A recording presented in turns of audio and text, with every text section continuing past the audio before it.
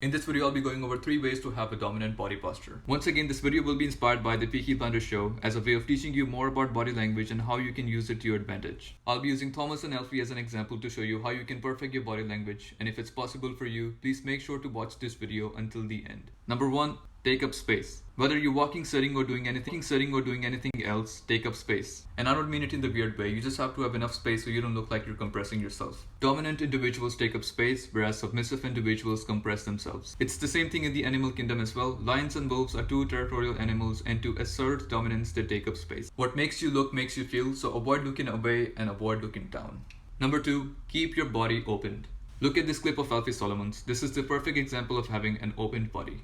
His arms are relaxed, his legs are relaxed, and you can see how easy he is over here.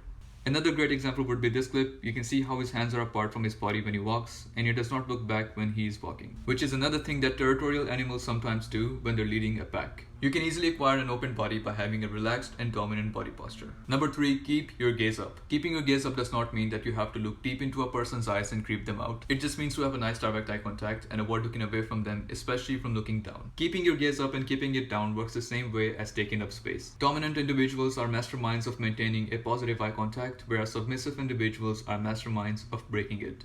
If you're in a confrontational meeting or an intense situation, and most importantly on a date with a woman, it's crucial to never break eye contact. Avoid looking down and avoid looking sideways. You should only look up and straight. This was it for today's video. There are many other things to keep note of when it comes to body language, but I'll be making more videos on them very soon. Till then, make sure to subscribe and enjoy your day.